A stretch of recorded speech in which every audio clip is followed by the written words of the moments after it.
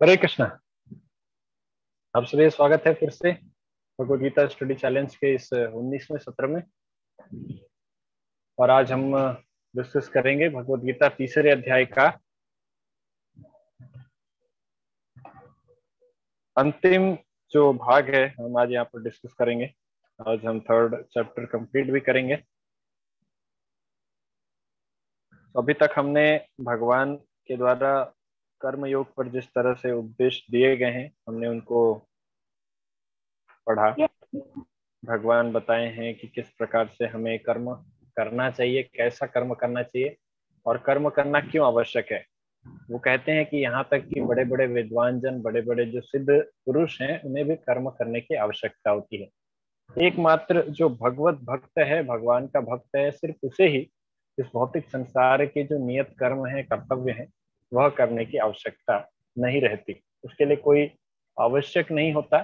फिर भी वह समाज को शिक्षा देने के लिए इस प्रकार के कर्तव्य करता भी है।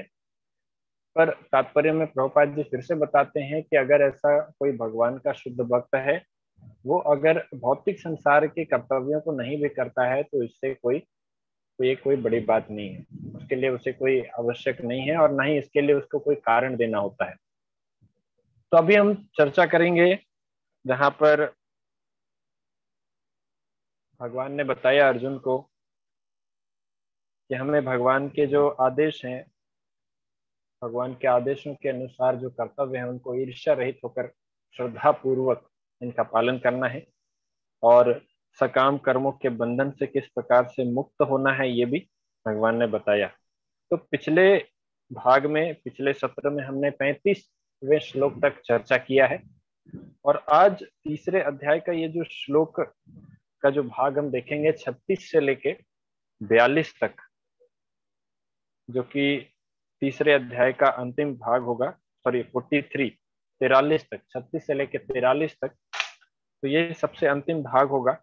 और एक जो प्रश्न है इस संसार में उठता है, लोगों के मन में उठता है कि हम न चाहते हुए भी हमसे कई बार पाप क्यों हो जाता है। एक ऐसा प्रश्न है जो कि हम किसी से सामने में नहीं पूछते, पर अकेले में हम अपने आप से जरूर पूछते हैं कि मेरी तो ऐसी इच्छा थी नहीं, फिर भी मुझसे इस तरह का पाप क्यों हो गया। तो हम अकेले में कई बार आपसे, अपने आप से यह प्रश्न पूछते हैं या बैठकर कभी सोचते भी हैं कि मुझसे बिना चाहते हुए भी, न चाहते हुए, मैं तो किसी प्रकार की ऐसी इच्छा थी नहीं और मैं अच्छा कार्य करना चाहता था, फिर मुझसे पाप क्यों हो गया। मेरा मन मेरी बात क्यों नहीं मानता, या यूं कहें कि मेरी बुद्धि किधर चली गई, क्यों भ्रष्ट हो गई थी मेरी बुद्धि, और मुझसे ये पाप जानने अनजाने में क्यों हो गया। या तो देखिए, जैसे युधिष्ठिर महाराज के साथ हुआ, जब वो चौपड़ खेल रहे थे, तो वहां पर शकुनी उन्हें उकसा रहा था और कर्ण उकसा रहा था, दुर्योधन उकसा रहा था, और इन सबके उकसावे में महाराज युधिष्ठिर, जो कि धर्म के प्रतीक है, उन्होंने अपनी पत्नी को भी दांव में लगा दिया। पत्नी से पहले अपने भाइयों को भी दांव में लगाया। तो ये जो धर्म की जो नीति थी, वो कहीं बिखर गई थी, वो खो चुकी थी वहां पर। और हमने बचपन में एक अध्याय पढ़ा था, विनाश काले विपरीत बुद्धि। तो जब विनाश काल आता है तो बुद्धि भी विपरीत अवस्था में कार्य करती है। तो महाराज युधिष्ठिर तो धर्म की शिक्षा दे रहे हैं कि किस प्रकार से ऐसे सिचुएशन में हमें धर्म का पालन क्या, किस रूप में करना चाहिए। क्योंकि वो दिखा रहे हैं, बता रहे हैं कि इतना बड़ा धर्मराज भी जुआ खेलने से उसके धर्म, उसकी बुद्धि भ्रष्ट हो जाती है। इसीलिए हमें कभी किसी प्रकार से जुआ नहीं खेलना चाहिए, गैम्बलिंग नहीं करना चाहिए। ये तो महाराज युधिष्ठिर अपने जीवन से शिक्षा दे रहे हैं, भगवान उनको माध्यम बनाकर हमें बता रहे हैं। लेकिन हम अपने जीवन में देखें तो कई बार हमसे कुछ ऐसी गलतियां हो जाती है जो कि हम जानते हैं कि ऐसा नहीं करना चाहिए, फिर भी। तो आज हम पढ़ेंगे क्यों। तो just I am sharing the screen now. Bhagavad Gita session 19, chapter Karma Yoga, verse 3.36 to 43। आज का विषय है, टॉपिक है lust, all devouring enemy of mankind. Hindi में कहें तो हमारा सबसे बड़ा शत्रु कौन। तो इंग्लिश के टॉपिक से तो पहले ही क्लियर हो चुका है, और फिर भी हम यहाँ पे अब देखेंगे। शुरुआत करेंगे मंगलाचरण के साथ। आप सभी हमारे पीछे दोहरा सकते हैं। गुरु वंदना एवं भगवान की वंदना करते हुए हम भगवान को प्रार्थना करें कि भगवान ने जो उपदेश दिया है उसे हम समझ सकें। हम जब पढ़ेंगे भगवत गीता, हम जब इसके बारे में कुछ सुनेंगे तो भगवान हमें आशीर्वाद दें कि हम इसके बारे में कुछ समझ सकें, हमारी बुद्धि सद्बुद्धि के मार्ग पर चले, सन्मार्ग में चले। ओम अज्ञानतिमिरान्धस्य ज्ञानाञ्जनशलाकया चक्षुरुन्मिलितं येन तस्मै श्रीगुरवे नमः। श्रीचैतन्यमनोभीष्टं स्थापितं येन भूतले स्वयं रूपः कदा मह्यं ददाति स्वपदान्तिकम्। वन्देऽहं श्रीगुरः श्रीयुतापदकमलं श्रीगुरून् वैष्णवांश्च श्रीरूपं साग्रजातं सहगण रघुनाथान्वितं तं सजीवम् साद्वैतं सावधूतं परिजनसहितं कृष्णचैतन्यदेवं श्रीराधा कृष्णपादान् सहगण ललिता श्रीविशाखान्वितांश्च। नमो विष्णुपादाय कृष्णपृष्ठाय भूतले श्रीमते भक्तिवेदांत स्वामिनिति नामिने। नमस्ते सारस्वती देवी गौरवाणी प्रचारिणे निर्विशेष शून्यवादी पाश्चात्य देशतारिणे। हे कृष्ण करुणा सिंधु दीनबंधु जगतपते गोपीश गोपिका कांत राधा कांत नमोस्तुते। सप्तकांचन गौरांगी राधे वृंदावनेश्वरी वृषभानुसुते देवी प्रणमामि हरिप्रिये। वाञ्छाकल्पतरुभ्यश्च कृपा सिन्धुभ्य एव च पतितानां पावनेभ्यो वैष्णवेभ्यो नमो नमः। जय श्री कृष्ण चैतन्य प्रभु नित्यानंद श्री अद्वैत गदाधर श्रीवासादि गौर भक्तवृंद। हरे कृष्णा कृष्णा कृष्णा हरे हरे, हरे राम राम राम हरे हरे। तीसरा अध्याय श्लोक संख्या 36। अर्जुन उवाच। तो भगवान के इतने सारे उपदेशों के बाद अभी अर्जुन के मन में कुछ प्रश्न आए हैं, क्योंकि देखिए जब जब अर्जुन ने कुछ कहा है उन्होंने कुछ प्रश्न पूछा है, भगवान के उपदेशों को हमारे समक्ष और स्पष्ट कराया है। तो हम अर्जुन के भी प्रश्नों का धन्यवाद देते हैं कि अर्जुन किस प्रकार से बहुत महत्वपूर्ण प्रश्न पूछ रहे हैं। अर्जुन उवाच अथ केन प्रयुक्तोऽयं पापं चरति पुरुषः अनिच्छन्नपि वार्ष्णेय बलादेव नियोजितः। अर्जुन ने कहा, हे वृष्णिवंशी, मनुष्य न चाहते हुए भी पाप कर्मों के लिए प्रेरित क्यों होता है? ऐसा लगता है कि उसे बलपूर्वक उनमें लगाया जा रहा हो। तो अर्जुन का यह प्रश्न है कि कई बार हम न चाहते हुए भी किसी पाप कर्म में प्रेरित होते हैं, उसके लिए प्रेरित होते हैं और बलपूर्वक ऐसा लगता है हमें कोई फोर्स करके उसमें लगा रहा है। तो क्या आपने ऐसा कभी फील किया है? क्या आपने कभी ऐसा महसूस किया है? तो आप भी बता सकते हैं। सत्र के बाद में आप भी इसके बारे में चर्चा कर सकते हैं।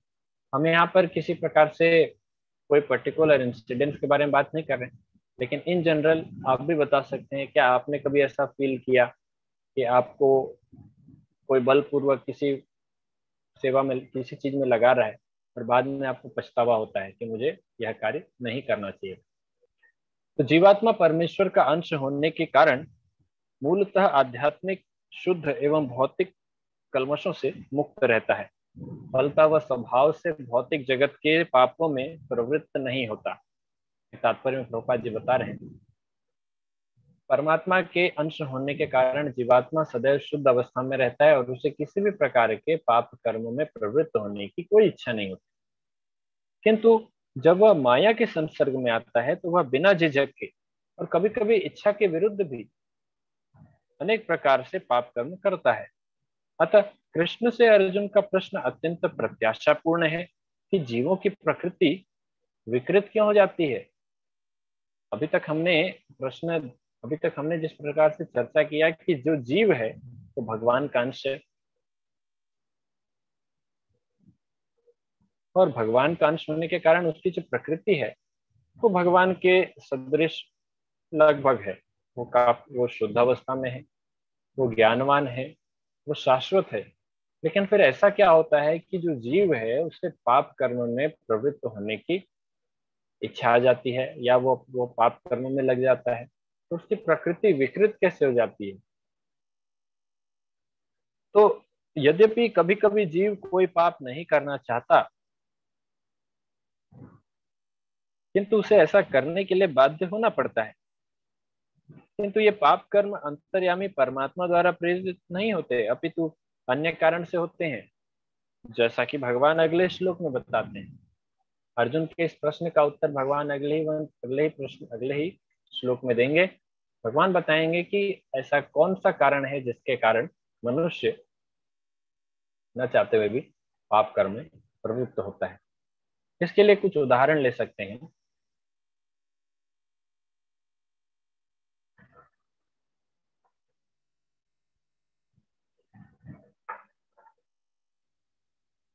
उदाहरण के तौर पर उदाहरण के तौर पर हम देखें तो कई बार कोई व्यक्ति जिसे चोरी करने की इच्छा है वो चोरी करता है। उसके बाद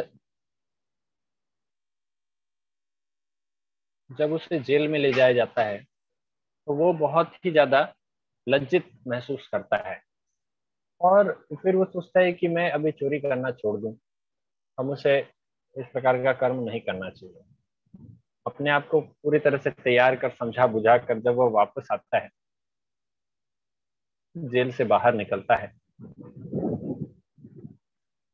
तो कई बार ऐसी बार घटना होती है कि वो उसे जब अच्छी चीजें दिखती है जिससे वो चुरा सके, जिसके प्रति उसके मन में इच्छा जागृत हो जाती है, तो फिर से उसका मन करता है कि मुझे चोरी करना चाहिए। बुद्धि समझाती है कि नहीं भाई, पिछले बार बहुत तकलीफ हुआ था, जेल गए थे, मार पिटाई हुई, तो अभी नहीं जाना चाहिए। पर बहुत प्रयास करने के बाद भी मन बार बार उसको उकसाता है कि नहीं, हमें करना चाहिए, करना चाहिए। तो मन को इतनी शक्ति कहाँ से आ रही है? मन इस प्रकार से बुद्धि को क्यों दबाना चाह रहा है, क्यों उसे फोर्स कर रहा है कि मुझे फिर से चोरी करना चाहिए, बहुत अच्छा सामान है, बहुत महंगा सामान है, चोरी कर लो। और मन के पास इतनी शक्ति कहाँ से आ रही है? उसे पता है, उसके पास अनुभव भी है कि बहुत मार भी पड़ी थी, फिर भी मन ऐसा कार्य करता है। क्यों करता है? तो क्यों कर रहा है, अब देखते हैं अगले श्लोक में। श्री भगवान वाच, ये बहुत महत्वपूर्ण श्लोक है, इसे भी आप याद कर सकते हैं, क्योंकि ये ऐसे श्लोक जो हैं जो कि विशेष रूप से अर्जुन के ऐसे ऐसे प्रश्नों के उत्तर हैं। तो इन उत्तरों को अगर हम याद करते हैं, तो अगर हमारे जीवन में भी ऐसी कुछ घटनाएं आती है तो ये श्लोक हमें बचा सकते हैं। यह श्लोक कहता है, श्री भगवान वाच, काम एष क्रोध एष रजोगुण समुद्भवः, महाशनो महापाप्मा विद्येन मिह वैरिणम। श्री भगवान ने कहा, हे अर्जुन, इसका कारण रजोगुण के संपर्क से उत्पन्न काम है, जो बाद में क्रोध का रूप धारण करता है, और जो इस संसार का सर्वभक्षी पापी शत्रु है। तो इंग्लिश में इसका ट्रांसलेशन देखते हैं, जो कि हमने टॉपिक जिसके आधार पर रखा था।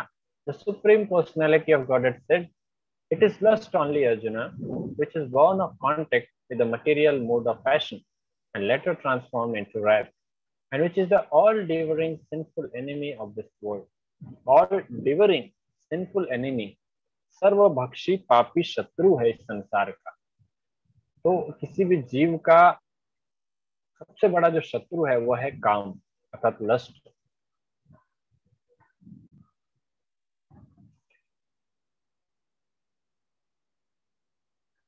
और ये काम की जो प्रवृत्ति है,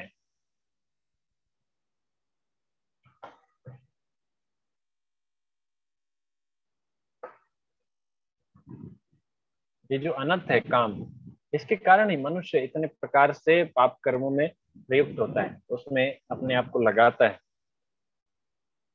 तो भगवान बता रहे हैं कि रजोगुण के संपर्क से उत्पन्न होता है काम, अर्थात ये जो काम है ये क्या है कि एक प्रकार की इच्छा है, और ऐसी इच्छा जो कि बहुत तीव्र इच्छा है, मुझे ये चाहिए तो चाहिए। और व्यक्ति को जब उसका काम, जब वो सेटिस्फाइड नहीं होता, जब उसके लस्ट जो है वो सेटिस्फाई नहीं होता, तो वो क्रोध बन जाता है। इसका हम सिंपल सा उदाहरण लेते हैं।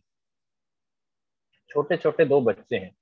अच्छा, काम का अर्थ सिर्फ लोग एक एक गलत तरीके से समझते हैं। लस्ट मीन्स ये ऐसा नहीं कि सिर्फ मैथुन की बात हो रही है, सेक्स की बात हो रही है। काम अर्थात किसी भी प्रकार की इच्छा, किसी भी प्रकार की भौतिक इच्छा, इसे हम काम कहते हैं। अब ये कैसा है, इसके बारे में हम एग्जाम्पल के साथ समझते हैं। दो छोटे छोटे बच्चे हैं। एक बच्चे के पास, जैसे पड़ोस में दो बच्चे हैं,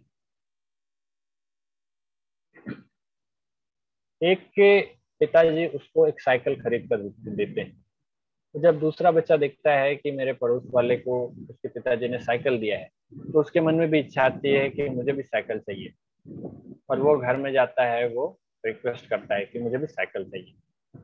मम्मी पापा कहते हैं कि अभी पैसे नहीं हैं, हम अगले साल खरीदेंगे, और अगले साल तुम एक एग्जाम में अच्छा परफॉर्म करो तो हम तुमको एज ए गिफ्ट देंगे अच्छी वाली साइकिल। वो कहता है नहीं, मुझे अभी चाहिए। वो पड़ोस के बबलू को तो मिल गया, मुझे क्यों नहीं मिला, मुझे भी चाहिए। तो वो समझाते हैं कि ठीक है, उनको मिल गया, तुम्हें भी मिल जाएगा, एक साल वेट करो।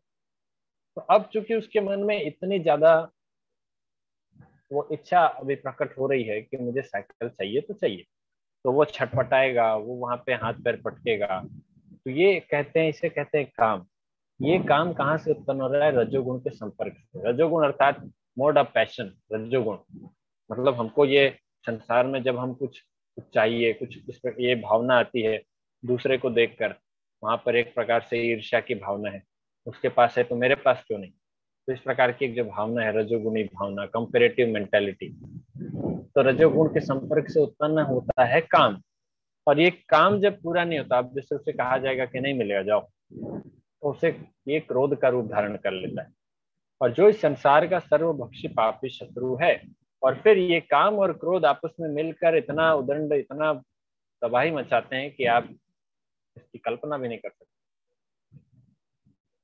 आज हम कह सकते हैं कि फिलिस्तीन और इसराइल के बीच में जो युद्ध हो रहा है, तो आप इसको समझ सकते हैं कि यहाँ पर भी काम और क्रोध का ही सिचुएशन है।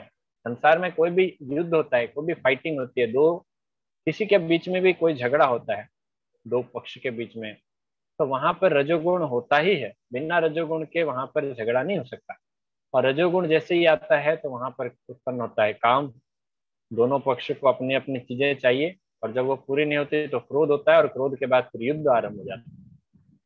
तो इसमें फिर जाने अनजाने में व्यक्ति इतना कुछ करने लगता है, एक बार क्रोध आने के बाद फिर उसे समझ में भी नहीं आता कि मैं क्या कर रहा हूँ। उससे फिर कुछ, और फिर कुछ समझ में नहीं आता। तो व्यक्ति क्रोध में काम, पहला तो कहते हैं कि काम से व्यक्ति अंधा हो जाता है, कामांध कहते हैं, जिसे शास्त्रों में बताया गया है, काम से व्यक्ति अंधा हो जाता है। और दूसरा जो क्रोध है, क्रोध व्यक्ति को,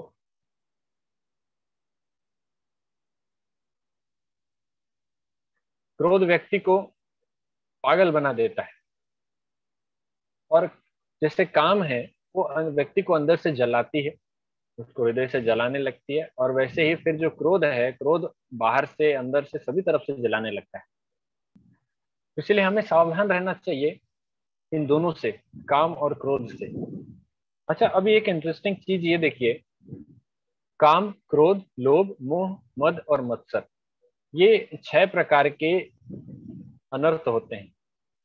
और आपने ये कथा तो सुनी होगी, जय विजय की कथा, जो कि जय विजय वैकुंठ लोक में रहते हैं, उसके बाद फिर वहां चतुष कुमार आते हैं, जय विजय उन्हें रोकने का प्रयास करते हैं, और जय विजय को फिर वो क्रोध से श्राप देते हैं। श्राप देने के कारण जय विजय को 3 जन्मों तक असुर योनि में जन्म लेना पड़ता है। कालांतर में यही जय विजय हिरण्यकशिपु, हिरण्याक्ष रावण, कुंभकर्ण और द्वापर युग में शिशुपाल और दंतवक्र के रूप में आते हैं। तो ये जो 6 अलग अलग प्रकार के जो इनके जो कह सकते हैं कि जो रूप लेते हैं, हिरण्यकशिपु, हिरण्याक्ष सतयुग में, रावण, कुंभकर्ण त्रेता युग में, शिशुपाल, दंतवक्र द्वापर युग में, ये 6 इन्हीं 6 अनर्थों के प्रतीक हैं। तो सबसे पहले अब देखें तो हिरण्यकशिपु जो है वो मद अर्थात अहंकार का प्रतीक है। हिरण्याक्ष लोभ का प्रतीक है, उसे लोभ था काफी, संसार भर की सभी संपत्तियों को वो चाहता था। रावण जो था वो काम का प्रतीक है, काम का। कुंभकर्ण क्रोध का प्रतीक है। काम और क्रोध के बारे में हम बात कर रहे हैं, ये रावण और कुंभकर्ण की बात हो रही है। उसके बाद फिर जो शिशुपाल है, शिशुपाल चूंकि भगवान से ईर्ष्या करता था, तो वो मत्सर अर्थात ईर्ष्या, निंदा, मत्सर का प्रतीक है। काम, क्रोध, लोभ, मोह, मद, मत्सर, तो ये ईर्ष्या का प्रतीक है शिशुपाल। और जो दंत वक्र है वो मोह का प्रतीक है। तो ये 6 अनर्थ इन 6 असुरों के माध्यम से हमारे सामने आते हैं। हम यह चर्चा कर रहे हैं कि काम जो है सबसे बड़ा शत्रु है, जो धीरे से क्रोध बन जाता है। तो रावण और कुंभकर्ण की भगवान श्री रामचंद्र जी ने किस प्रकार से उनका वध किया, भगवान ने कैसे वध किया? तो भगवान पहले लंका गए, लंका जाकर भगवान को उससे मारना पड़ा। भगवान पूरी तरह से वहां दिखाए रामायण में, भगवान चाहते तो अयोध्या से बैठे बैठे जहां पर भी थे वहीं से बैठे बैठे रावण को मार सकते थे, लेकिन भगवान गए, पूरी लंका वहां तबाह की, असुरों का भयंकर विनाश हुआ। और रावण और कुंभकर्ण को विशेष रूप से भगवान श्री रामचंद्र जी ने मारा, वहां लक्ष्मण जी ने नहीं मारा। अर्थात अगर हमको काम और क्रोध रूपी शत्रु को जीतना है तो हमें भगवान श्री रामचंद्र जी के शरण लेनी पड़ेगी, भगवान श्री रामचंद्र जी के नाम को हमें जपना पड़ेगा, जो कि हरे कृष्ण महामंत्र में दोनों है। भगवान श्री कृष्ण का भी नाम है, भगवान श्री रामचंद्र जी का भी नाम है। इसलिए हरे कृष्णा कृष्णा कृष्णा हरे हरे, हरे राम राम राम हरे हरे, ये जो महामंत्र है ये कलयुग के कल्मश का समूल नाश करने वाला है। विशेष रूप से भगवान कृष्ण ने जब दंतवक्र और शिशुपाल का वध किया, तो हमने पिछले सत्र में चर्चा किया था कि एकमात्र ऐसा जो अनर्थ है जिसको हम भगवान की सेवा में नहीं लगा सकते वो है ईर्ष्या। ईर्ष्या को हम भगवान की सेवा में नहीं लगा सकते। तो ईर्ष्या को भी जीता जा सकता है भगवान के हरि नाम के द्वारा। तो भगवान के हरि नाम से हम सभी अनर्थों पर विजय प्राप्त कर सकते हैं। तो भगवान यहाँ जैसे कह रहे हैं कि जो काम है ये संसार का सर्वभक्षी पापी शत्रु है। So when completely baffled by prolonged lustful activities, the living entities begin to inquire about their real position. तो जब काम से जीव पूर्ण रूप से फ्रस्ट्रेट हो जाता है, उससे परेशान हो जाता है, तब जाकर जीव अपने वास्तविक स्वरूप के बारे में चर्चा करना आरंभ करता है, उसके बारे में जिज्ञासा करना आरंभ करता है। क्योंकि जब तक जो काम है वो हमारे हृदय में बैठा हुआ है, हमारे इंद्रियों में बैठा हुआ है, तब तक हम भगवान के बारे में चर्चा करने का हमारा ध्यान ही नहीं जाएगा। आप इमेजिन कीजिए, आप YouTube में किसी प्रकार की कोई ऐसी मूवी देख रहे हैं जहां पर आपके इंद्रियों को संतुष्टि मिल रही है, आपके आंखों को अच्छा लग रहा है, आपको सुनने में अच्छा लग रहा है। जैसे आप कोई मूवी देख रहे हैं, उस मूवी में कुछ ऐसे भद्दे सीन्स हैं, तो आजकल रजोगुण के संपर्क से उत्पन्न होने वाले कामुक व्यक्ति को ऐसे जो मूवी के जो दृश्य हैं उसे अच्छा लगता है।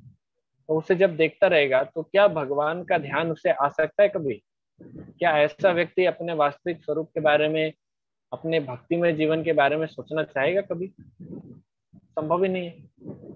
तो इसलिए जब वो ऐसी दशा से ऊपर उठता है तब जाकर उसे भगवान के बारे में, अपने स्वयं के बारे में जिज्ञासा आरंभ करता है। अब यहाँ पर एक इंटरेस्टिंग चीज है कि जो ओशो थे ओशो भी कहते थे कि संभोग से समाधि, उनका जो फिलॉसफी था, अर्थात पूरा काम धर्म अर्थ काम मोक्ष, तो काम से मोक्ष की तरफ चलें। इतना ज्यादा अपनी इंद्रिय तृप्ति करो, इतना ज्यादा अपनी इंद्रिय तृप्ति करो, इतना ज्यादा डूबे रहो इंद्रिय तृप्ति में कि धीरे धीरे तुम्हारा मन भर जाएगा और तुम मोक्ष के बारे में सोचोगे। ये फिलॉसफी था उनका, एकदम बेकार थर्ड क्लास फिलॉसफी, कोई काम ही नहीं आता। भगवान यहाँ पर उसके बारे में, अगर भगवान को भी यही बताना रहता तो यहाँ पर चर्चा करते नहीं करते। पर यहाँ तो भगवान ने साफ साफ काम को सबसे बड़ा शत्रु बताया है। अगर काम से मोक्ष की तरफ हम आगे बढ़ते, इतना संभोग करो कि समाधि मिल जाए परेशान होके, तो ये अगर ऐसा होना होता तो भगवान यहाँ पर बताते नहीं बताते। पर भगवान ने तो उसको सबसे बड़ा शत्रु कहा है। क्यों कहा है? उदाहरण के रूप में समझिए कि मान लीजिए कहीं पर आग लगा हुआ है, और आग कहीं लगी हुई है तो आप उसमें पानी डालेंगे तो वो बुझेगा, है ना? पानी डालने पर बुझता है। लेकिन जो पेट्रोल है या डीजल है वो भी पानी जैसा ही दिखता है, वो भी लिक्विड है। और मान लीजिए कहीं पर आग लगा हुआ है थोड़ी जगह पे, है ना, एक एक झाड़ी में आग लगी हुई है, अगर आप वहां पे 2 बाल्टी पेट्रोल डालते हैं तो क्या लगता है, वो बुझेगा या जलेगा? और इंस्टेंट क्या होगा, थोड़ी समय के लिए, इमीडिएट। आप कुछ कमेंट कर सकते हैं, इमीडिएट क्या होगा? जैसे ही आप 2 बाल्टी पेट्रोल डाल देते हैं, थोड़ा सा आग लगा हुआ है कहीं पे, तो इमीडिएट वहां पे क्या रिएक्शन होगा? द फर्स्ट चीज ब्लास्ट होगा। सो निखिल बोल रहे हैं ब्लास्ट होगा, लेकिन मैं बोल रहा हूँ कि सबसे इमीडिएट क्या होगा? सो इमीडिएट क्या होगा कि ये जो लिक्विड है, चाहे वो पेट्रोल हो, डीजल हो या कुछ भी हो, तो ये थोड़ी देर के लिए ये कम हो जाएगी, बुझ जाएगी, है ना? थोड़ा सा आग है, उसमें आपने बहुत सारा पेट्रोल डाल दिया तो वो बुझ जाएगा, अपेरेंटली ऐसा लगेगा, 1-2 सेकेंड के लिए वो बुझा हुआ दिखेगा। पर उसके बाद जो आग पकड़ेगी वो फिर भयंकर हो जाएगी, 10-15 गुना ज्यादा आग हो जाएगी। तो इसके लिए हमको समझना चाहिए कि आप काम को नष्ट करना चाहते हैं या और बढ़ाना चाहते हैं।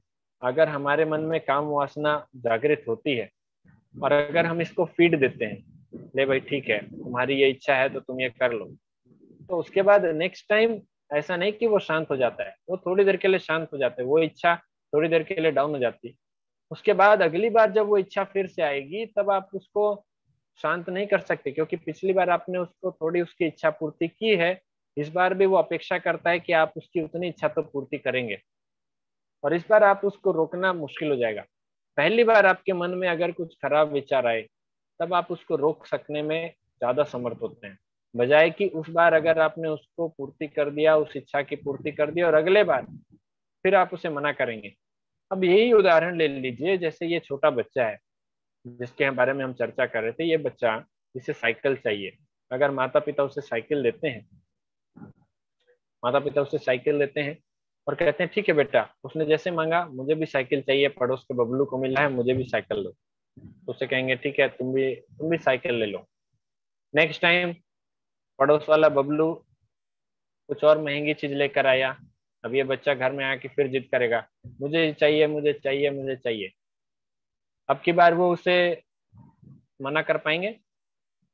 अब की बार वो उसे मनाने में और ज्यादा उन्हें प्रयास करना पड़ेगा, क्योंकि पिछली बार उसकी इच्छा को पूर्ति की है। जैसे ही बच्चा आता है आपके पास अपनी कुछ इच्छा लेकर, और आप हर बार उसकी इच्छा पूर्ति कर देते हैं, हर बार, बचपन से ऐसा ही उसने किया है, हमेशा आपने उसकी इच्छा को पूर्ति कर दी। तो जब वो बड़ा होता है तो नेचुरली उसके माइंड में ये बैठ जाता है कि मैं जब भी जाऊंगा तो मेरी इच्छा पूर्ति हो जाएगी।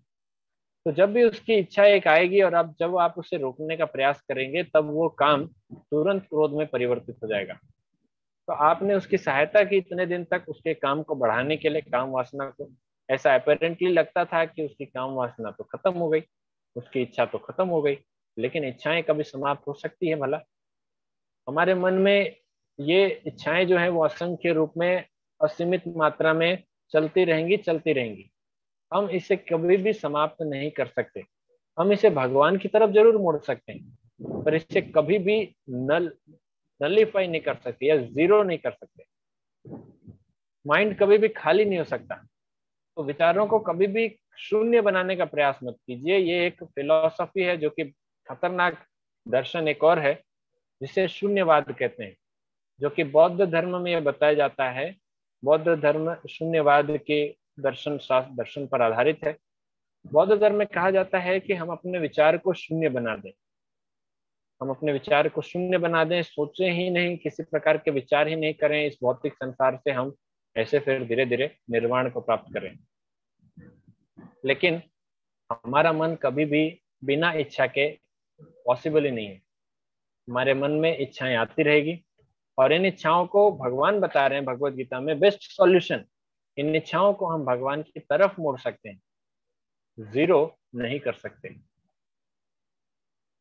तो इसीलिए काम और क्रोध को अगर हमें जीतना है तो उसे हमें भगवान की सेवा में लगानी पड़ेगी। हमें भगवान की सेवा में धीरे धीरे अपने आप को, अपने इंद्रियों को लगाना पड़ेगा, जिससे वो धीरे धीरे शुद्ध हो। हम इसके बारे में और भी देखेंगे सॉल्यूशन क्या दे रहे हैं भगवान। धूमेना व्रियते वह्नि यथादर्शो मलेन च यथोल बेना वृतो गर्भस तथा तेने दम अवृतम।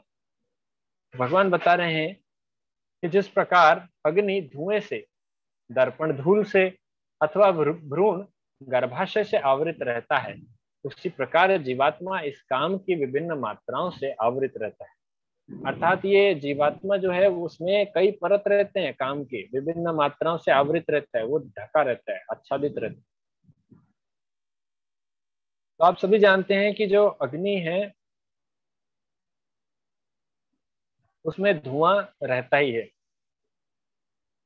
या जहां पर भी धुआं निकल रहा है तो आप समझ सकते हैं कि वहां पर अग्नि होगी ही, या अग्नि के कारण ही वो धुआं उत्पन्न हुआ है। और जहां पर मान लीजिए जैसे कोई दर्पण है, उसके ऊपर धूल है, तो धूल रहने के कारण हमें दर्पण दिखाई नहीं देता। और जैसे भ्रूण है वो गर्भाशय से आवृत हो रहता है, इसी प्रकार से जीवात्मा इस काम की विभिन्न मात्रा से आवृत रहता है। तो जीवात्मा अपने स्वरूप को नहीं पहचान पाता, क्योंकि उसमें बहुत प्रकार के डिजायर्स हैं, काम की इच्छाएं, लस्ट जो है, वो प्रोपेंसिटीज हैं, वो उसको ढक के रखी हुई है। तो इसीलिए जीवात्मा को चाहिए कि इस काम की विभिन्न मात्राओं से बाहर निकले। कैसे बाहर निकलें, कैसे इस काम रूपी शत्रु को जीता जाए, भगवान बता रहे हैं कि आवृतम ज्ञान में तेना ज्ञानिनो नित्य वैरिणा काम रूपेण कौन्तेय दुष्पुरेणान्नलेन च। भगवान कहते हैं कि इस प्रकार ज्ञान में जीवात्मा की शुद्ध चेतना उसके काम रूपी नित्य शत्रु से ढकी रहती है, जो कभी भी तुष्ट नहीं होता और अग्नि के समान जलता रहता है। तो भगवान उदाहरण तो देंगे, सॉल्यूशन तो देंगे, पर जो हमने ओशो की बात की तो उसके फिलॉसफी को भगवान यहाँ पर काट रहे हैं। भगवान कहते हैं कि ये जो काम है कभी भी तुष्ट नहीं होता, और ये सदैव अग्नि के समान जलता रहता है, और न सिर्फ जलता रहता है बल्कि आपको भी जलाता रहेगा।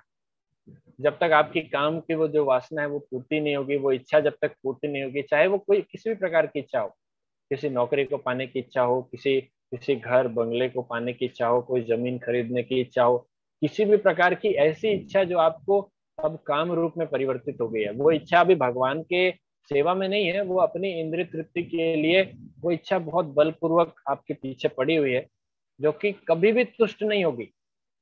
ये कभी भी तुष्ट नहीं हो सकती। और अगर आप इसको दबा दिए, अगर आप आप भगवान की तरफ नहीं मुड़ रहे हैं, लेकिन अगर आप इसको दबा दिए इन इच्छाओं को, तो आपको अंदर ही अंदर वो जलाता रहेगा। आपने भी महसूस किया होगा, कई बार आप कुछ पाना चाहते हैं, ये हम बचपन की बात करते हैं क्योंकि बच्चों के उदाहरण से हम आसानी से समझ सकते हैं। एक दो बच्चे हैं और एक बच्चे को सर्दी है, फीवर है, और दूसरा जो उसका बड़ा भैया है उसको कोई कोई दिक्कत नहीं, उसको कुछ नहीं है। तो अगर गर्मी के ऋतु में बड़ा भैया कुल्फी लेकर आया और घर में कुल्फी खा रहा है, छोटा बच्चा है तो उसका जो छोटा भाई है वो देख रहा है कि भैया कुल्फी खा रहा है और ये नहीं खा पा रहा है क्योंकि ये बीमार है, आपको क्या लगता है इस छोटे भाई के मन में कैसे विचार आएंगे? क्या उसके मन में भी वो इच्छा नहीं प्रकट होगी कि मुझे भी कुल्फी खानी चाहिए, मुझे भी इच्छा हो रही है? क्या उसके मन में भी वो काम उत्पन्न नहीं होगा? इसे ही कहते हैं काम।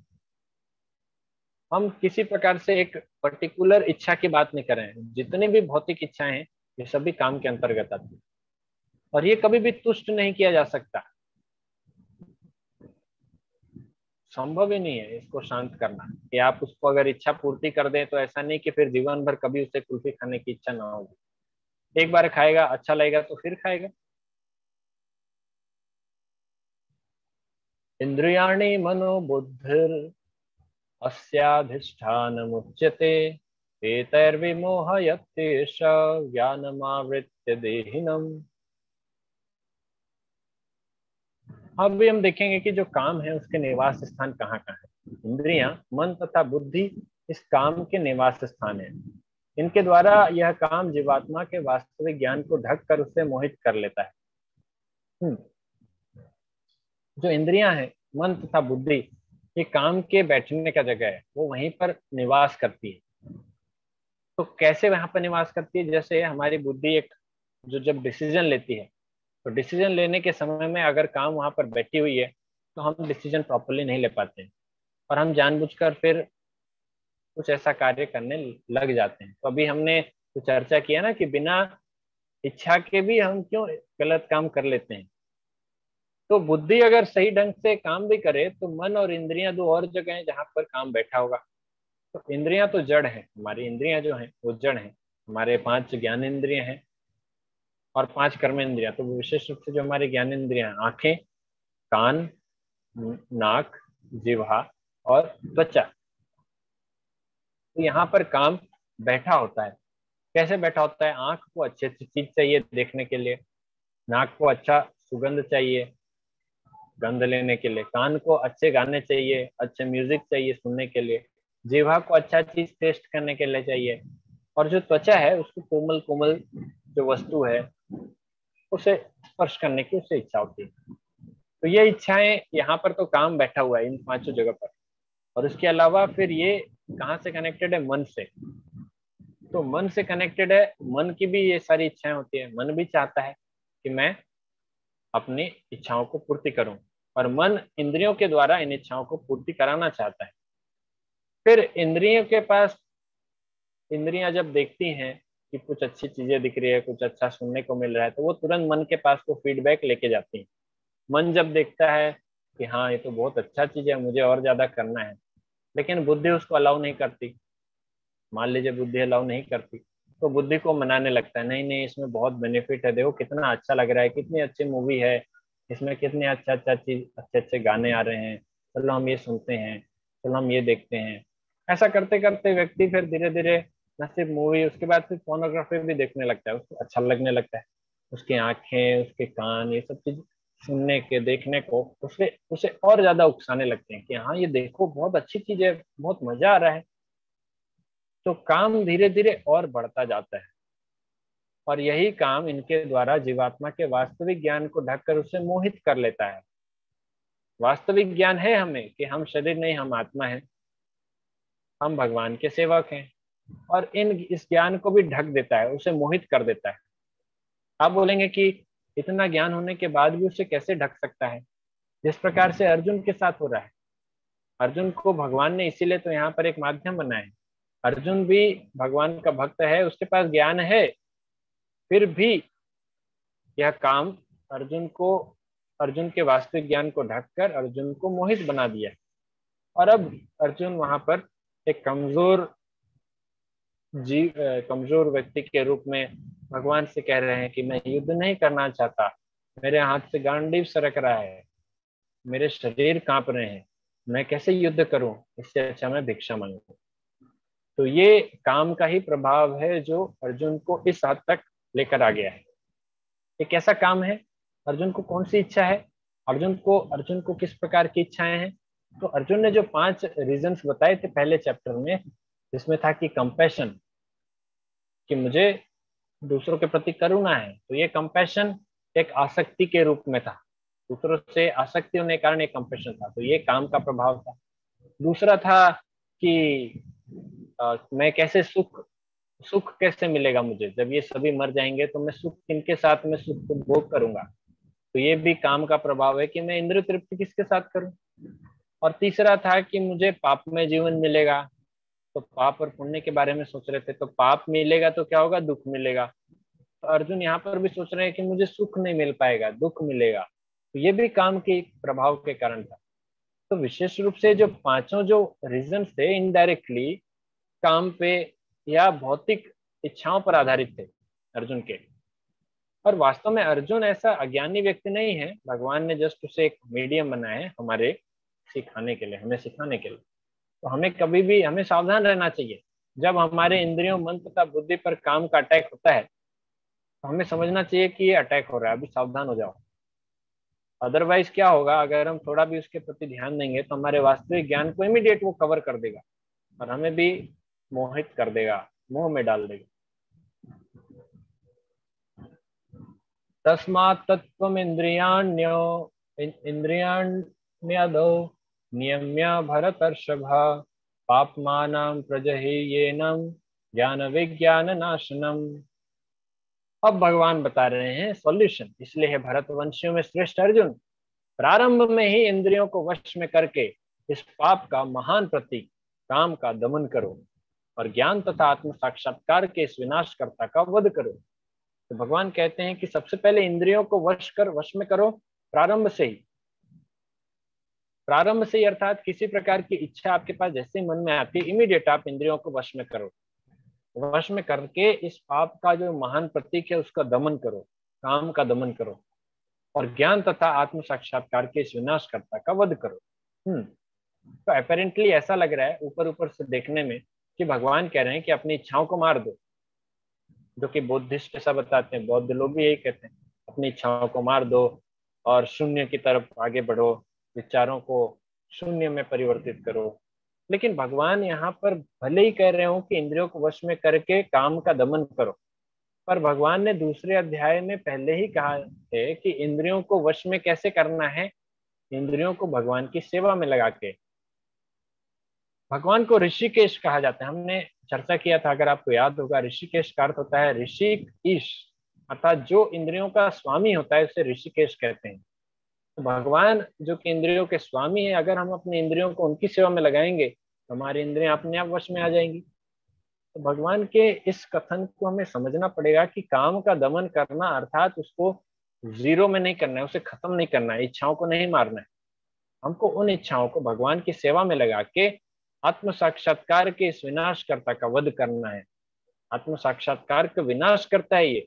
अगर काम हमारे जीवन में बढ़ता जाए, है ना, अगर हम काम को और बढ़ावा देते जाएं तो आत्म साक्षात्कार को तो हम कभी आगे बढ़ ही नहीं सकते, भक्ति में कभी भी नहीं आ सकते। भक्ति के पथ पर जो लोग हैं ये सूचक है। आप देखिए कितने लोग हैं भगवान की भक्ति करते हैं, विशेष रूप से सही मायने में जो भक्ति है बहुत कम, बहुत इवन नॉट लेस देन 0.5% पूरे संसार में, या 0.1% भी नहीं होंगे।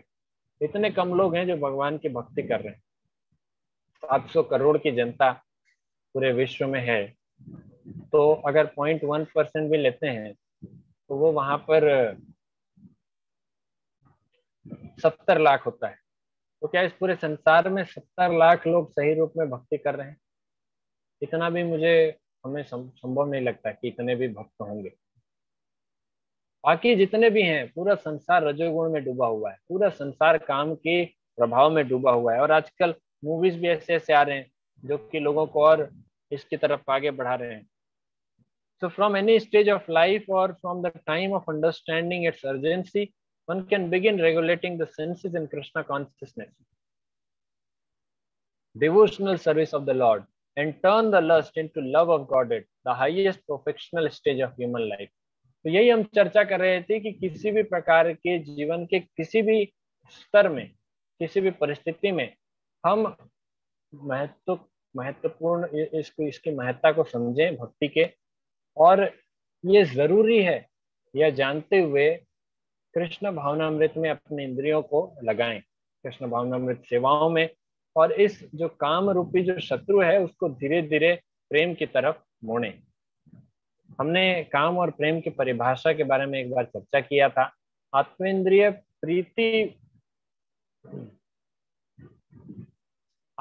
प्रीति इच्छा तारा बोले काम, अर्थात जो आत्म इंद्रिय स्वयं की इंद्रिय तृप्ति के लिए जो कार्य किया जाता है या जो इच्छाएं आती है उसे काम कहते हैं। लेकिन कृष्णेन्द्रिय प्रीति इच्छा हरे प्रेमना, लेकिन जो भगवान कृष्ण के इंद्रिय तृप्ति के लिए अगर कोई कार्य करते हैं भगवान कृष्ण के प्रसन्नता के लिए, तो उसे प्रेम कहा जाता है। कृष्णेन्द्रिय प्रीति वांछा हरे प्रेमना, भगवान की प्रीति के लिए, भगवान के इंद्रियों की प्रीति के लिए अगर हम काम करते हैं वो प्रेम है। तो अगर हम अपने इंद्रियों को भगवान की सेवा में लगाएं तो धीरे धीरे धीरे धीरे उस काम को हम प्रेम की ओर मोड़ सकते हैं। इंद्रियाणि पराण्याहुरिन्द्रियेभ्यः परं मनः, मनसस्तु परा बुद्धिर यो बुद्धे परतस्तु सः। तो भगवान कहते हैं जो कर्मेंद्रियां हैं वो जड़ पदार्थों की अपेक्षा श्रेष्ठ है। अर्थात जो भी जड़ पदार्थ हम यहाँ देख रहे हैं इस संसार में, चाहे laptop, TV, fridge, cooler, books, पानी, जो भी जड़ पदार्थ हैं, इन सबसे श्रेष्ठ है कर्मेंद्रियां। और कर्मेंद्रियों से श्रेष्ठ कौन है? मन। मन इंद्रियों से बढ़कर है। चाहे कर्मेंद्रियां हो या ज्ञानेन्द्रियां हो, ये जड़ पदार्थ से ज्यादा श्रेष्ठ है। और जो मन है वो इंद्रियों से बढ़कर है, और बुद्धि मन से भी उच्च है, और आत्मा बुद्धि से भी बढ़कर है।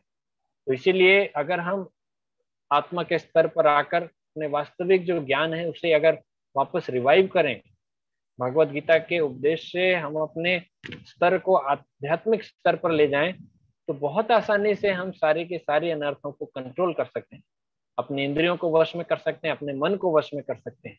ये वही मन है जिसे अर्जुन कहता है कि मैं हवा को कंट्रोल कर सकता हूँ, हवा की गति को कंट्रोल कर सकता हूँ। 6ठे अध्याय में आएगा ये। लेकिन मन बहुत चंचल है, मन को मैं वश में नहीं कर सकता। लेकिन जो एक भक्त होता है, वो भक्त चूंकि आध्यात्मिक स्तर पे होता है, इसीलिए वो मन भी उसके वश में होता है। If the mind is engaged in the transcendental service of the Lord, there is no chance of its being engaged in the lower propensities. तो अगर आपको कोई अच्छा चीज में सेवा में लगाया जाए तो आप कभी भी बुरी एक्टिविटीज में आपका मन करेगा जाने में। जैसे मान लीजिए आपको, हमने रसवर्जम रसोप्यस्य परम दृष्ट्वा निवर्तते, दूसरे अध्याय के 59वें श्लोक में चर्चा किया था कि अगर आपको मालपुआ खाने के लिए मिलता है तो कोई चीनी क्यों खाएगा। अगर किसी को जूस मिल रहा है आम का, तो फिर वो किसी और प्रकार के सड़े हुए जूस क्यों पिएगा। सड़ा हुआ जूस और आम का फ्रेश जूस है, तो दोनों में हायर प्रोपेंसिटी या हायर टेस्ट कहाँ मिलेगा? आम जूस में। उसी प्रकार से अगर हम भगवान की सेवा में अपने आप को लगा दें और मन को उसमें अभ्यस्त कर दें, तो धीरे धीरे धीरे मन को समझ में आएगा कि मुझे जो वास्तविक आनंद है ये तो भगवान की सेवा में ही मिल रहा है। और मैं भौतिक इच्छाओं में यहाँ वहां भटक रहा था, मुझे यहाँ तो ना आनंद तो कहीं नहीं है इस संसार में। उल्टे मन भटकता रहेगा और जलता रहेगा काम के प्रभाव से। एवं बुद्धे परम बुद्ध्वा संस्तभ्यात्मात्मना जहि शत्रु महाबाहो काम रूपम दुरासदम। इस प्रकार हे महाबाहु अर्जुन, अपने आप को भौतिक इंद्रियों, मन तथा बुद्धि से परे जानकर और मन को सावधान आध्यात्मिक बुद्धि कृष्ण भावनामृत से स्थिर करके आध्यात्मिक शक्ति द्वारा इस काम रूपी दुर्जय शत्रु को जीतो। भगवान का ये अंतिम उद्देश्य इस अध्याय का, भगवान कह रहे हैं कि आप शरीर नहीं, आप आत्मा हैं। और शरीर के जो अवयव हैं, इंद्रिय, मन तथा बुद्धि, चाहे वो स्थूल शरीर हो या सूक्ष्म शरीर हो, पर आप तो शरीर नहीं है, आप आत्मा है।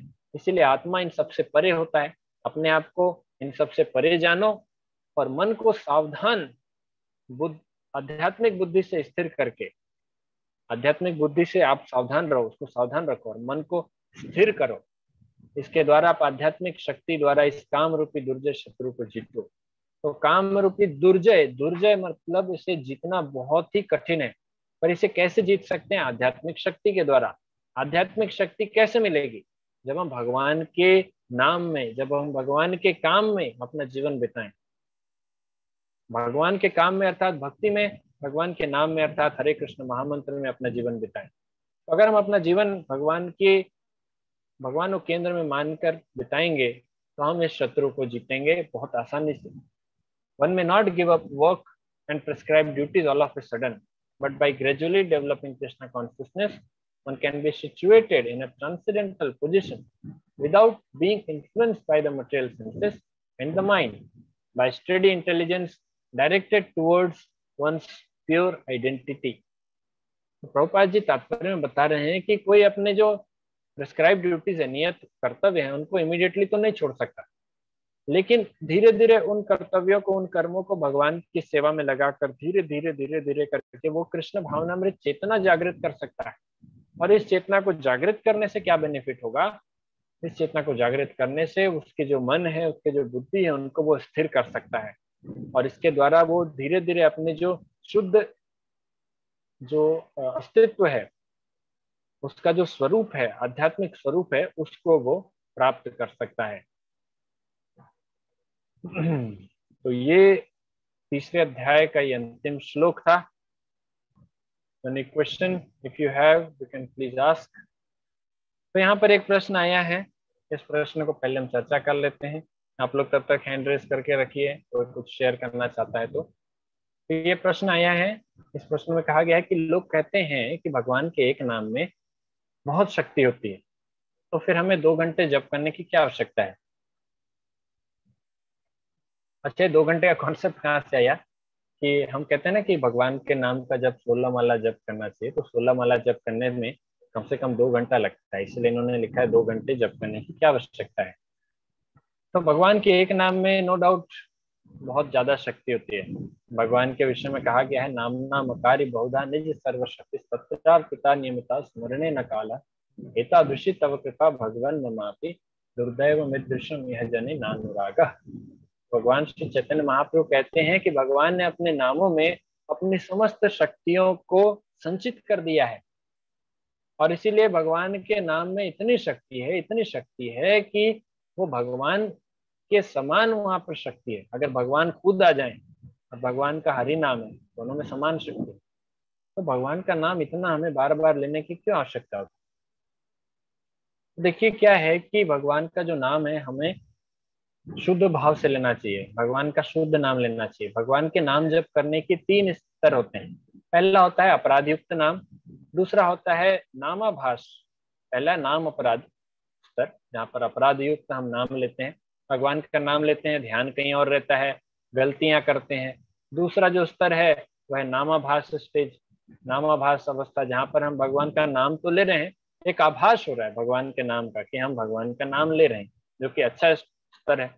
और तीसरा है शुद्ध नाम, जहाँ पर हम भगवान का शुद्ध नाम लेते हैं। तो जो भगवान के एक नाम में जो शक्ति है कहा गया है, वो शुद्ध नाम के बारे में कहा गया।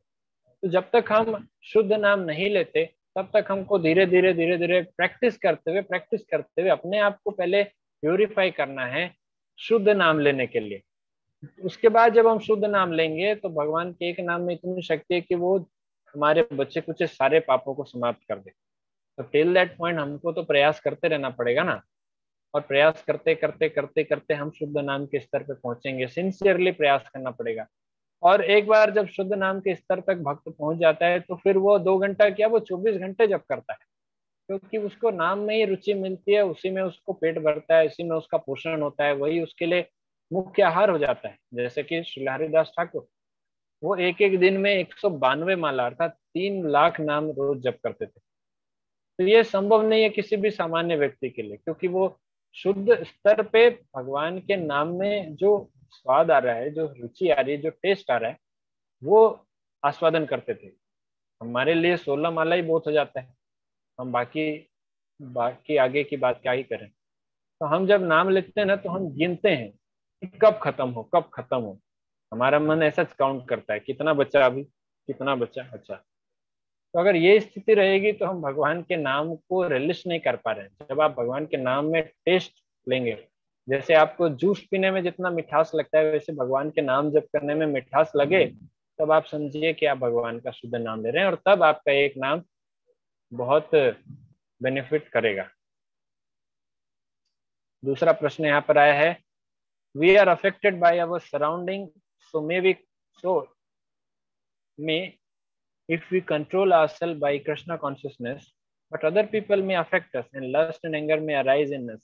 What to do then? So ignore. Ignore the propensities arisen from other people. दूसरों के माध्यम से वो अगर आपको उकसा रहे हैं तो आपको इग्नोर करना चाहिए। हमको अपने आप को भक्तों के बीच में रखना चाहिए, ताकि हम भक्तों से भगवान के बारे में सुनते रहें, कृष्ण भावनामृत विचार आते रहें, कृष्ण भावनामृत गतिविधि हम करते रहें। लेकिन जब हम अपने आप को भौतिकवादी लोगों के संग में रखते हैं तो वहां पर नेचुरली हमारा जो मन है, बुद्धि है, वो प्रदूषित प्रदूषित होने लगेगा, पॉल्यूट पॉल्यूट होगा। इसलिए चैतन्य महाप्रभु कहते हैं कि दो प्रकार के अभक्त होते हैं। चैतन्य महाप्रभु कहते हैं कि दो प्रकार के अभक्त हैं। कृष्ण अभक्त एक असाधु, सॉरी स्त्री संगी एक असाधु, कृष्ण अभक्त आठ। एक जो होता है जो सदैव फालतू बात करता रहता है, पॉलिटिक्स के बारे में, प्रजल्प के बारे में, मूवीज के बारे में, पोर्नोग्राफी के बारे में, और यहाँ वहाँ लड़कियों के बारे में चर्चा करता रहता है, आप लोग कॉलेज में जानते हैं। तो ये एक प्रकार के अभक्त होते हैं प्रैक्टिकल लाइफ में देखिए। और दूसरा जो असाधु होता है वो होता है कृष्ण अभक्त, जो कि भगवान को नहीं मानता। तो ऐसे लोगों के बीच में हमें ज्यादा समय नहीं बिताना चाहिए। अगर हमें कुछ काम भी है, कुछ कुछ वहाँ पे कार्य क्रियाकलाप भी है, काम अर्थात कार्य भी है, ये लस्ट वाली बात नहीं, अगर आपको कुछ कार्य भी है, उनसे कुछ कुछ कराना भी है, तो हमें थोड़ी देर के लिए जाके उनसे करवा के वापस अपने आप को भगवान की सेवा में लगाना चाहिए। और जब तक हम उनके साथ रहें तो ऐसे रहें जैसे चंदन के पेड़ में जो सांप लिपटा रहता है, लेकिन कभी भी चंदन दूषित नहीं होता सांप के प्रभाव से। तो अगर हम उस प्रकार से स्थित हैं उस अवस्था में, तब हमें भौतिकवादी लोगों के बीच में रहकर हम उनका प्रचार कर सकते हैं। अन्यथा हमारे लिए तो यही सजेस्ट किया गया है। चैतन्य महाप्रभु कहते हैं कि अच्छा है भक्तों के साथ रहो, क्योंकि पता नहीं कब हम माया में चले जाएंगे, कब हमें जो काम रूपी शत्रु है कब हमें खींच के ले जाएगी, हमें पता ही नहीं चलेगा।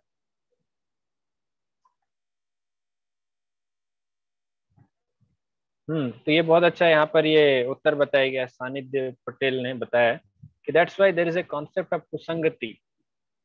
संगति कैसा रहे उस पर बहुत ज्यादा आधारित है। हमारा जो जीवन है भक्तिमय जीवन, हम भी भक्तिमय जीवन में अल्फाबेट्स पढ़ते हैं, A B C D। तो भौतिक जीवन में A for apple, B for ball, C for cat, D for dog होता है, लेकिन भक्ति में A फॉर एसोसिएशन अर्थात भक्तों का संग, जो कि बेसिक है। B फॉर बुक रीडिंग, भगवान के किताब ग्रंथों को पढ़ना। C फॉर चैंटिंग, भगवान के हरि नाम का जप करना। और D फॉर डाइट, प्रसादम। तो ये बेसिक फॉर्मूला है ABCD हमारे लाइफ का, भक्ति जीवन का।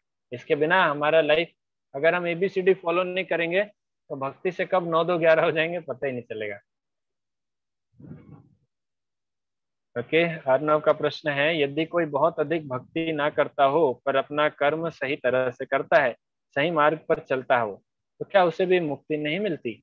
तो अर्नव, आपका जो प्रश्न है कि बहुत अधिक भक्ति नहीं करता, अर्थात जो अपना कुछ समय भक्ति में देता है, बाकी समय वो अपने दूसरे क्रियाकलापों में रहता है, पर वो आप कह रहे हैं कि सही मार्ग पर चलता हो।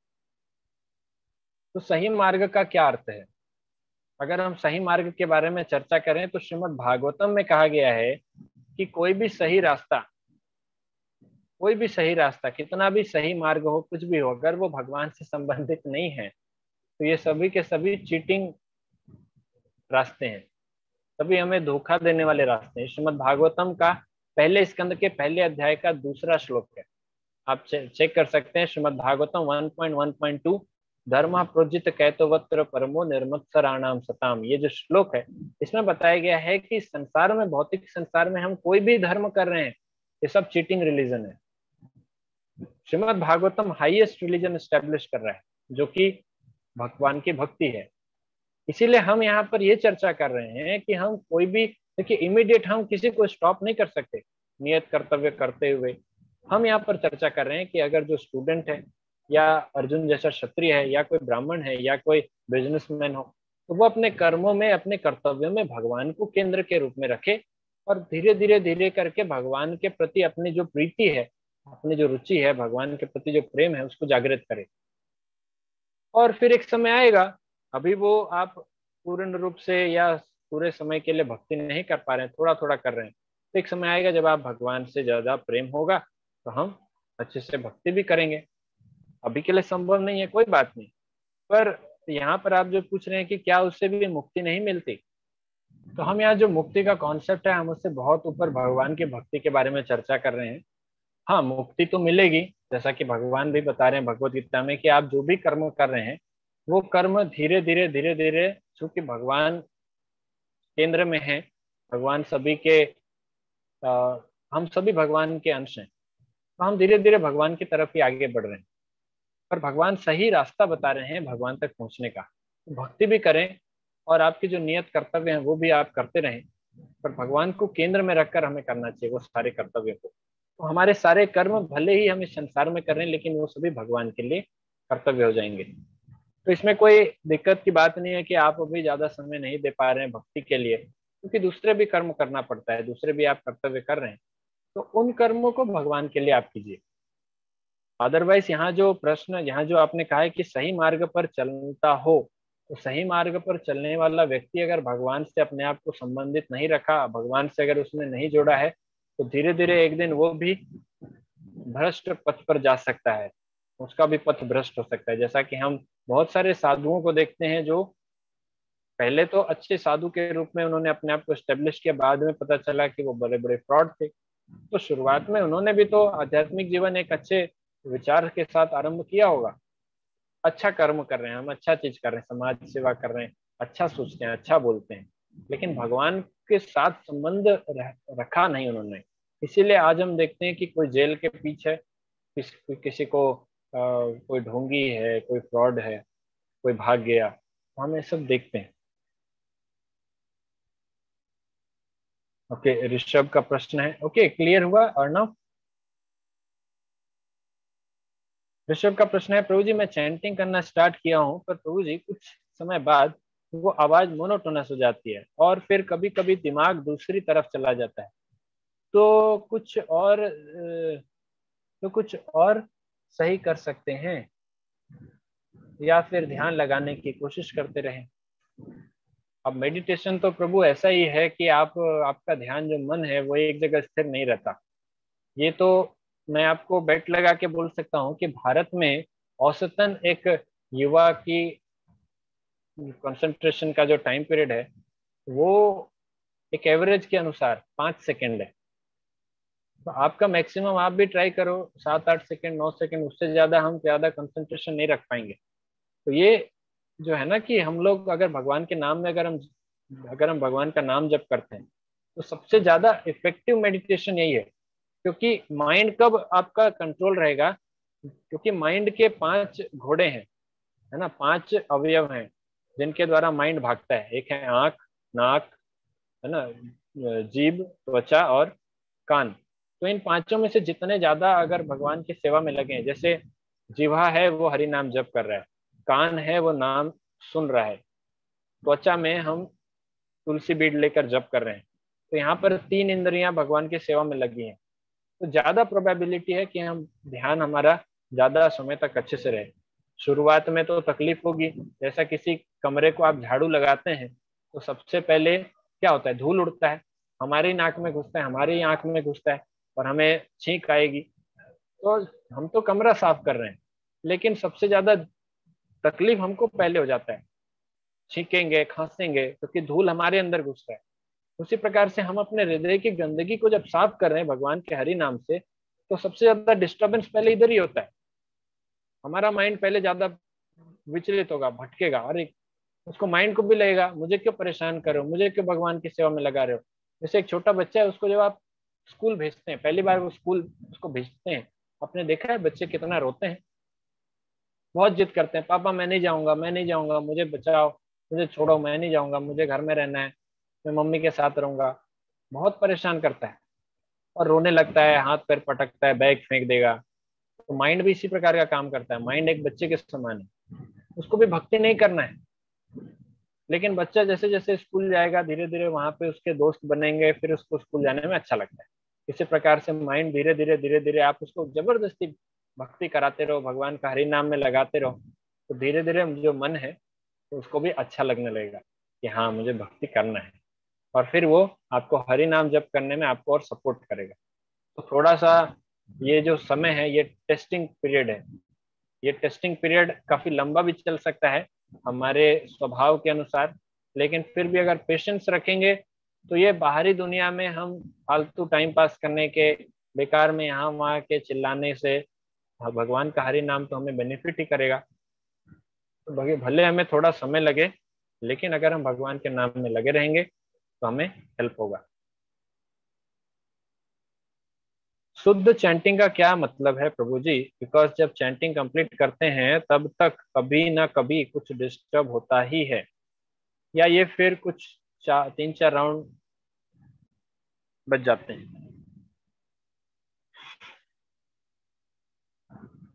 शुद्ध नाम का अर्थ होता है जहां पर हम भगवान के नाम में, मैंने बताया कि भगवान के नाम में हम आस्वादन कर रहे हैं, भगवान के नाम में हमें टेस्ट मिल रहा है।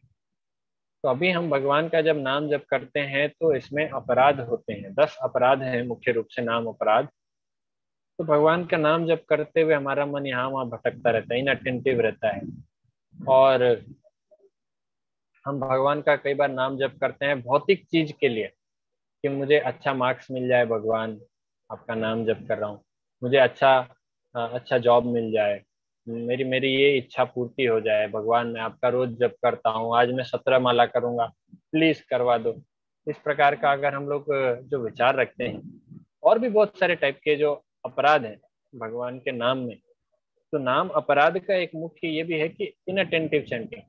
तो ये हमारा एक स्वाभाविक सी बात है, क्योंकि मन हमारा एक जगह रहता नहीं, तो मन भटकता रहेगा, इसलिए हम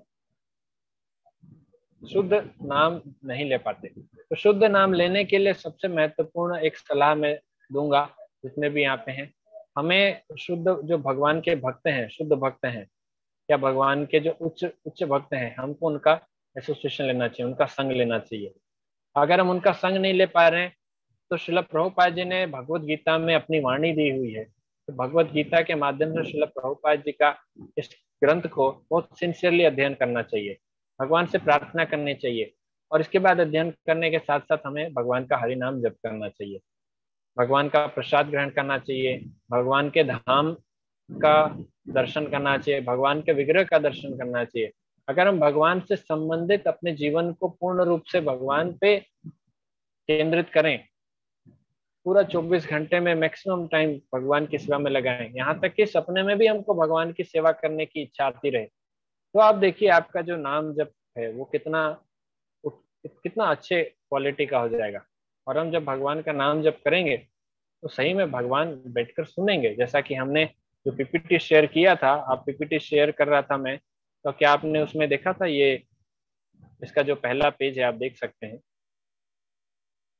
यहाँ पर ये भक्त भगवान का नाम जप कर रहे हैं और भगवान बैठकर सुन रहे हैं।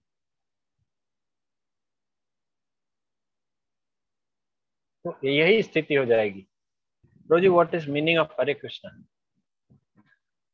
हरे कृष्णा, हरे अर्थात ये भगवान की शक्ति का संबोधन है। जब हम भगवान, जैसे हम कहते हैं कि सीताराम, राधा कृष्ण, तो भगवान की जो शक्ति है उसको भगवान के नाम से पहले लेते हैं और फिर भगवान का नाम। तो सीता राम, तो सीता जो है वो शक्ति है और जो राम है वो शक्तिमान है।